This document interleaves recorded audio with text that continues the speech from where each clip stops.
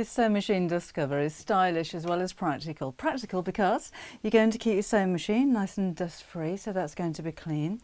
And it's practical also because it's got pockets both on the front and on the back. So I've got somewhere nice and sturdy that I can store things like my rotary cutters and my scissors and my marking tools and my pens and rulers and my bamboo creasers and even some threads and bobbins. So I'm keeping my sewing machine nice and tidy and clean, but I'm also tidying up my craft room a bit. So let's take a look at how we're going to measure to make this sewing machine dust cover fit your sewing machine perfectly.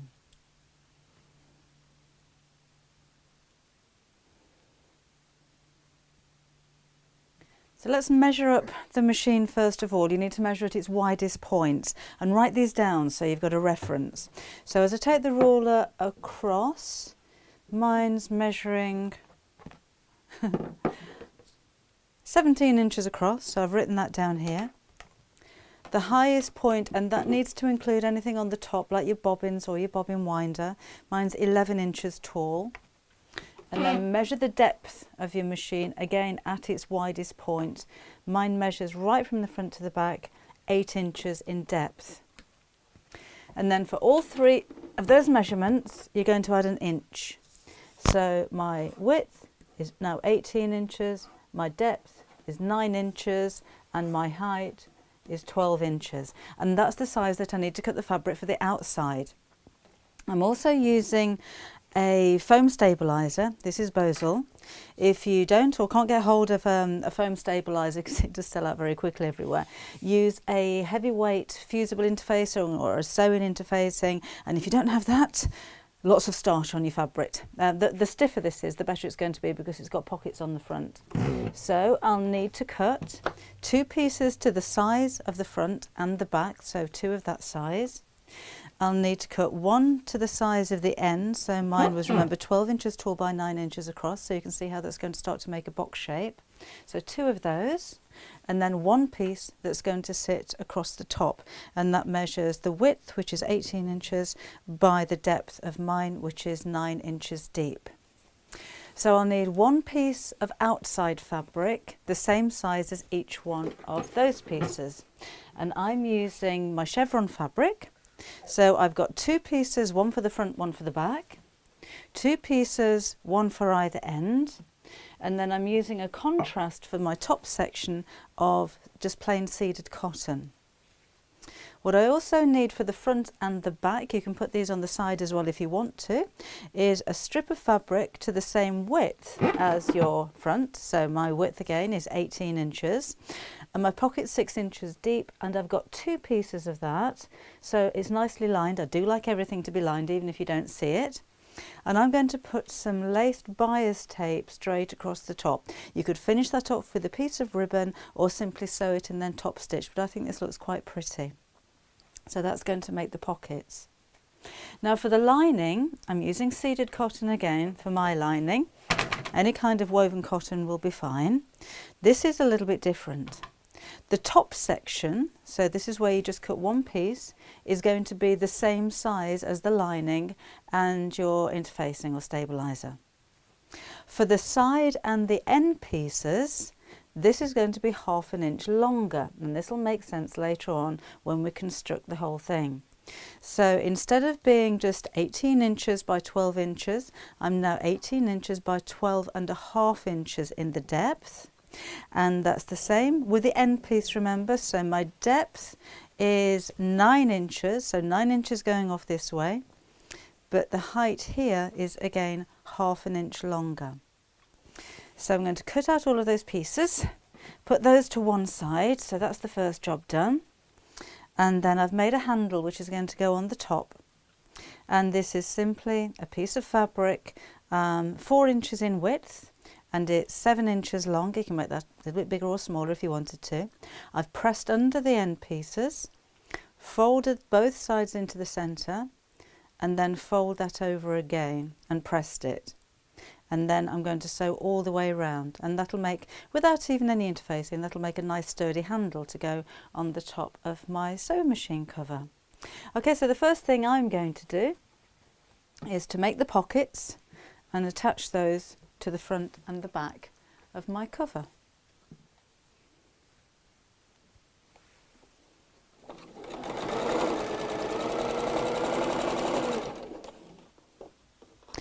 So again, if you didn't have any of this type of bias tape, you can use a regular bias tape. Maybe a piece of ribbon to decorate it, make it look a little bit different.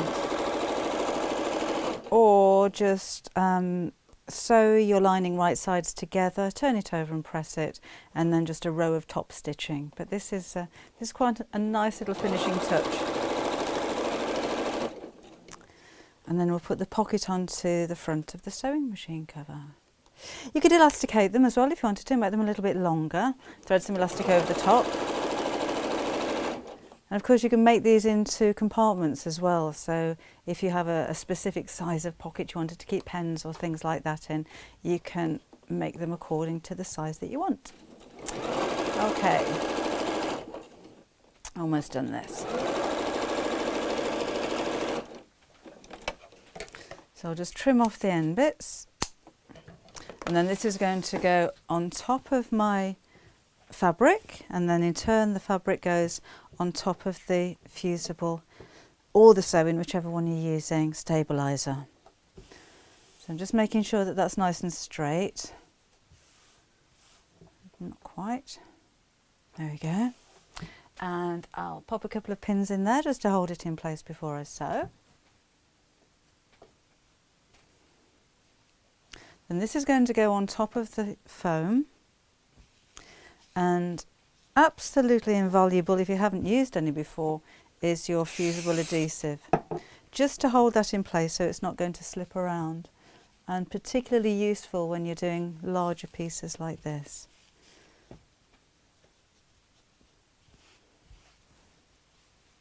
Right, so what I'm going to do now is to just sew across the end sections of the pocket just to hold those in place, and then I'll make a couple of stitches down the centre to divide those into separate little pockets.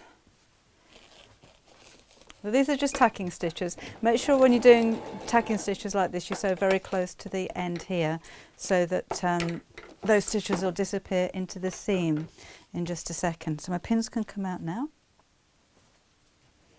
And I want to divide this into thirds.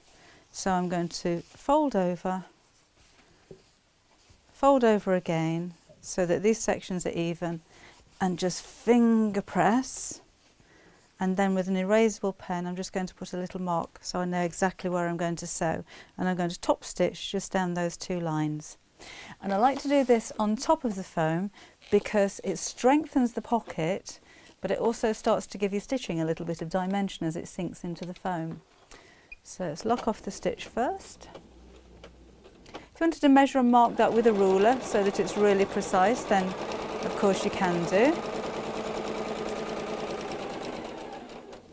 So first row, and then I'll do the same down the second line. And again you can make less pockets, maybe just one seam in the centre if you wanted to divide these into two, or you could make smaller pen pockets, whatever you want to, whatever you're going to find useful really. There's my second pocket. Now I've already finished the other side, so now I've got two pieces that look like this, and I'll start to sew the side pieces together as well. So that's my front and my back. So here's the sides. I'm going to sew the sides on first to make this into a tube. So again, just a little squirt of stick and spray. It doesn't have to be covered all over, that's just to hold this in place. And then fold right sides together, and I'm going to sew straight down the edge with about a ½ inch or a centimetre seam allowance. So back before I go forwards. Although it looks really thick now, this foam is very easy to actually sew through. So any machine will be able to cope with this very easily. And back stitch.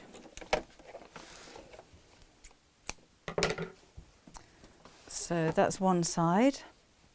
So I'll need to do the same with the second side and then the back, and that'll make it into a tube.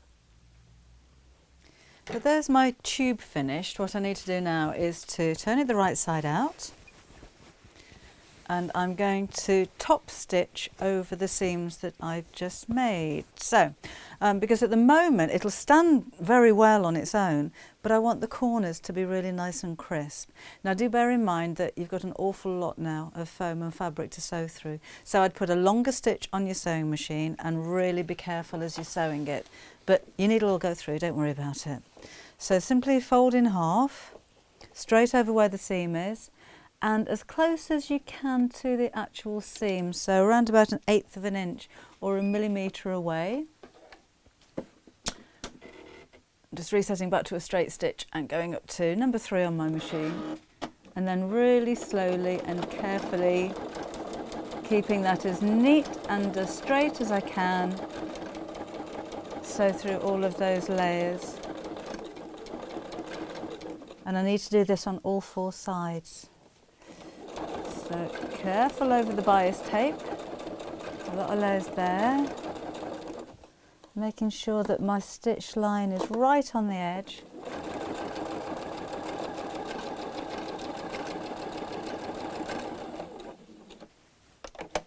And I'll just show you how that looks.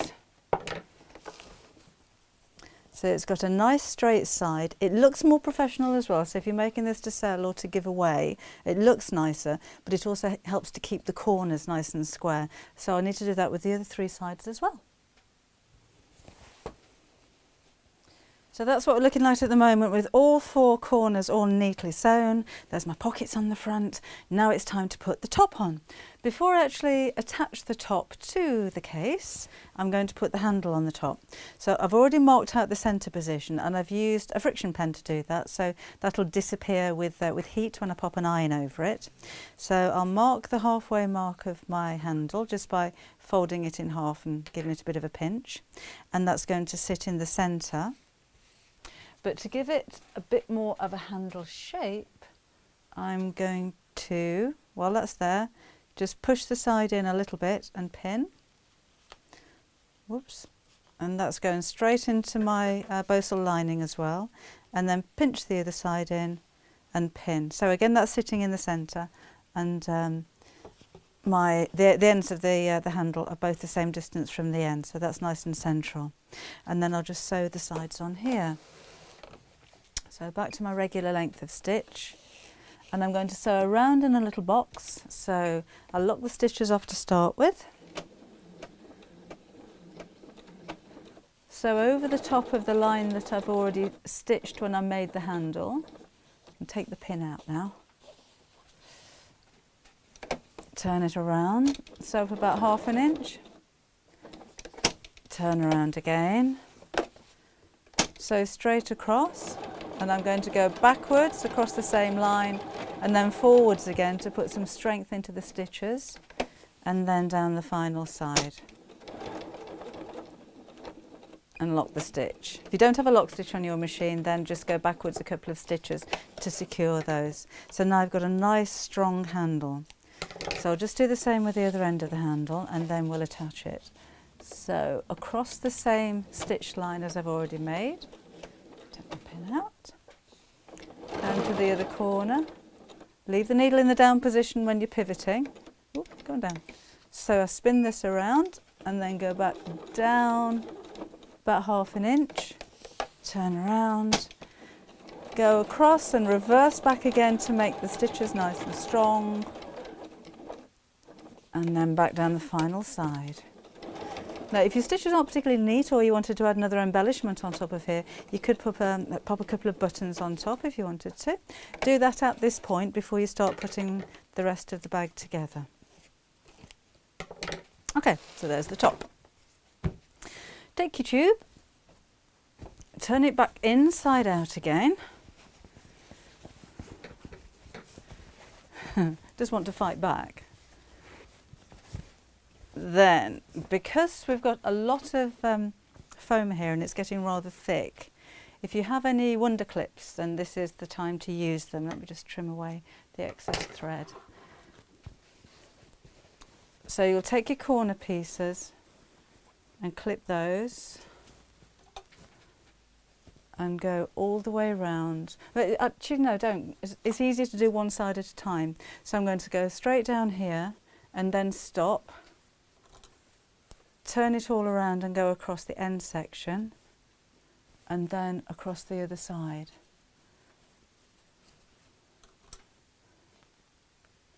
There we go. So back into the machine again. It's getting a little bit big, so just push it out of the way, take control. Start around about 1/2 inch in from the edge, but right on top of your seam, and sew straight down.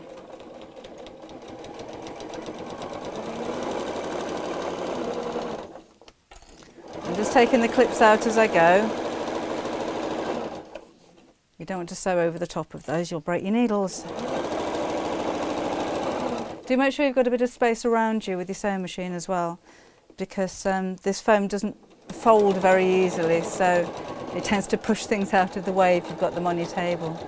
Now when you get to the corner here, you can either stop and carry on clipping, or stop with the needle in the down position right on top of that seam.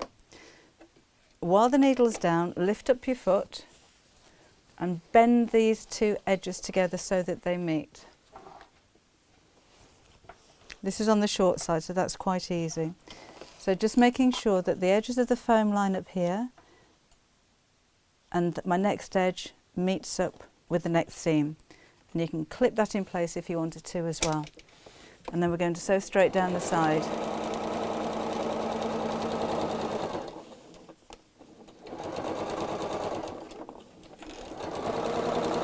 Same again when you get to this corner, so right on top of where the seam is, and you'll feel that, leave the needle down, pick this up,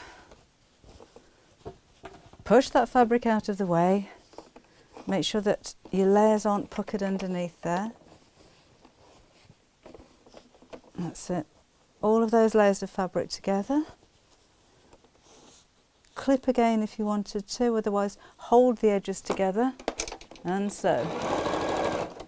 All right, no, it really does try and fight back at this point, so just make sure that you're sewing in a straight line.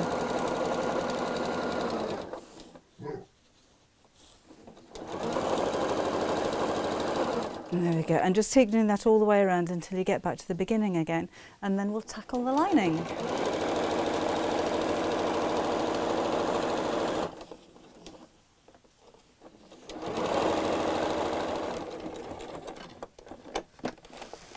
Okay, so this is what we're looking like now. Let's turn it the right side out. So I'm going to push the corners through first of all.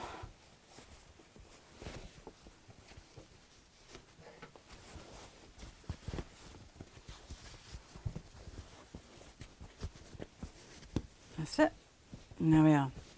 Now then, just like with the sides, you can see how because the foam stabiliser is so thick, it wants to dome. If you're happy with that look, then that's fine, just leave that as it is and give it a press. I'm going to sew around the top seams here, just the same as I did at the side, to keep that nice and square. But I'll do that in just a second. I wanted to show you what I'm doing with the lining first of all. So just like I did with the outside to start with, if you remember, I sewed all 4 pieces into a tube. Now the difference here is that because this seam has been so thick and I've put some extra stitches on here, the whole cover is slightly smaller. So your seam allowance on your lining needs to be slightly deeper, only about 1 millimetre or 1/8 of an inch. It's not a lot, but just to make the whole thing slightly smaller. So just in the same way as I did with the outside, I've sewn the side pieces and the end pieces together to make the tube. And just the same as I did with the outside, I'm going to put the top in here. So I can pin this one if I wanted to. So just in the same way, sew the right sides together. The only difference is when I come up to the final long side, I'm going to leave a gap of around about 6 inches and back tack either side to strengthen that, because this is where you're going to turn the whole thing inside out. So just like before, sew all around the 4 sides and then we'll start putting the 2 together. So that's the outside of my case finished. I've sewn together the lining, as I said, and left that gap at the top. Now leaving the lining inside out and the case the right side out, I'm going to pop the lining over the top. Like so, I'll push the outside all the way in. And then line up the edges, or the corners, sorry. And I'm going to sew both of these pieces together all the way around. Now remember, I've left the hole in the top so I can turn the whole thing the right side out. So you can pin this first if you like, or if you've got your clips, use your clips. But just for speed's sake, I'm just going to sew. Right. And again, remember, you've got a lot of bulk going on here, so just make sure that you're sewing in the straight line. Keep all of this out of the way and your lines are straight and your corners are matched up.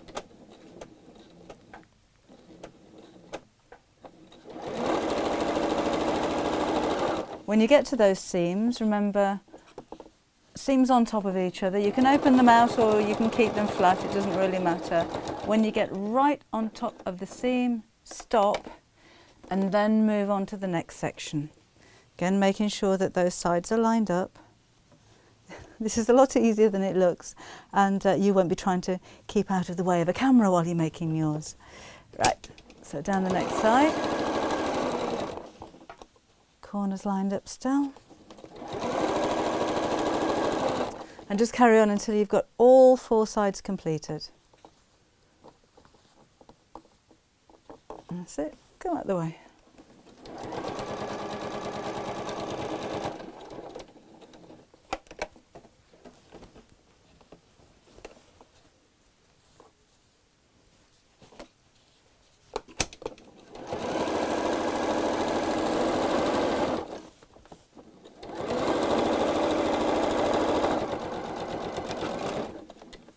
And then we're back to the beginning again. So this is how we're looking. That's my hole in the side. Let's turn the whole thing through. Now, because this is so bulky, the seam on the hole that you've made may split a little bit, but it doesn't matter because that's in the lining and we can sew the hole closed anyway. So just persevere with this, it will come through. Okay, it's going to need a good old press when it comes the right side out as well, because it will be a little bit scrunched up after coming through here. And you go.